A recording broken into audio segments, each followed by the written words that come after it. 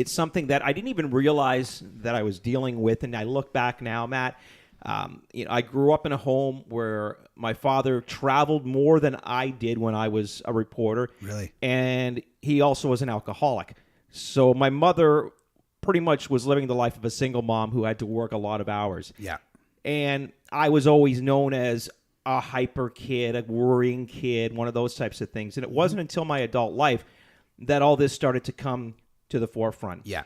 And I think it all kind of blew over for me on it was my first year at Sportsnet. And I was on a flight from Toronto to Windsor because I was covering a Leafs-Detroit Red Wings game the next night. And it was a very short flight. As you know, Toronto to Windsor is pretty much 45 minutes. I was gonna say 1 hour. Yeah, on a small Dash 8 plane. And during that flight, I started to get the sweats. I started to feel heart palpitations. I started to feel like I couldn't breathe. And the first thing that came to my mind was, I'm having a heart attack. Yep. And I'm thinking, why am I having a heart attack? Yeah. And the world just started to close in on me. Mm-hmm. Panic set in. I remember turning to the woman sitting beside me on the plane, and God bless her, that I just looked at her. I said, I think I'm having a heart attack right now. And thankfully, at that time, the plane was already starting to make its descent into the airport in Windsor. As the plane started to make its landing, I could see on the runway there was an ambulance, there was a fire truck. They were all there. For you. For me. Wow. And by this time, they had the mask that comes down. Yep. You always hear about it, but you never see it. Well, I had it, and it was put on me. And I'm still freaking out because at this point, I'm thinking that I'm probably going to be dying. Like, this is it. Yeah. The plane lands, the attendants come on, they help me to the ambulance. And the only thing that was on my mind was, I'm going to leave my young son. How old was your son? Maybe 3 at the time. I'm going to leave him without a father. I'm going to leave my wife without a husband. That's heavy stuff, man. And they hooked me up. And they took all my vitals, and they said, your vitals are fine. They didn't really know what was wrong with me. I spent the next 4 hours at a hospital in Windsor. Of course, I didn't want to call my wife because I didn't want to worry her. Right. And so I called my boss and said, listen, I'm not going to make it to the practice today. Right. I'm in an ambulance. And he was the only one I told because I didn't want to tell people. Right.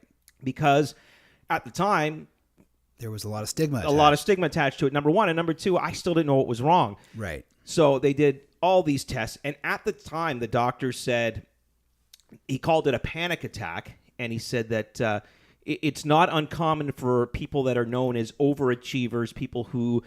and there was a lot of pressure on that job being the first year. Right. So that episode happens. He told me a few things I could do if I started to feel overwhelmed.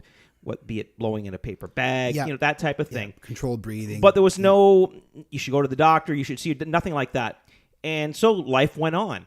And, I'd never had another attack like that, but there were still times where I would feel the worst. Yep. I would feel... Tough time getting out of bed type sure. thing. Yep.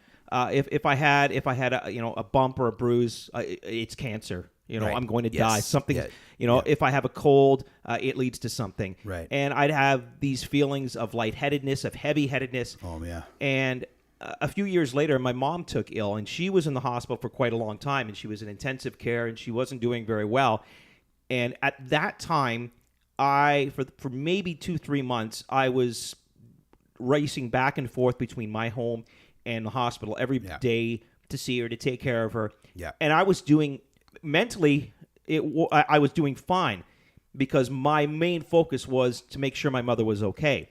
Right. When she got out of the hospital, however, and everything seemed to calm down, that was when it hit me. Right. And that was when I started to have the attacks again. And they came a lot more frequent.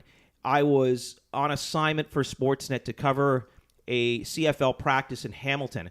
And I remember getting to the football stadium and it hit me. And I literally thought that I was going to drop right there on the field. Yeah. And I remember telling my camera guy that was with me, and I said, I can't stay. I mean, can you take me?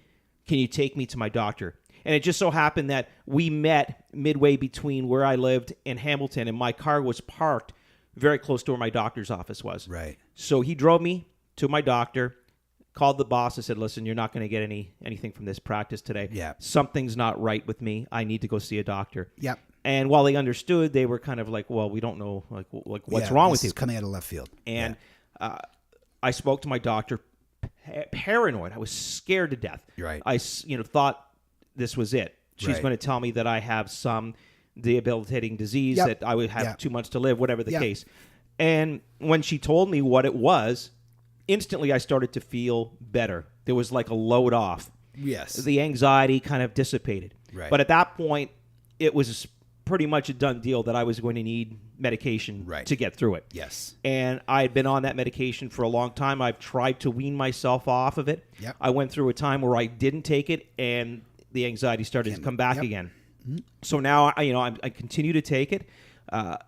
The thing that, when we'll mention with JP Arancibia later on in the show, and also with Shannon Stash, who's the clinical social worker, and that is that, there's no real cure for anxiety. There's nothing you can do to completely eliminate it. What you have to do is learn how to deal with it. Yes. So thankfully for me, I have learned to deal with it. I've learned to live with it. It's at the point now where it's not changing my life. Right.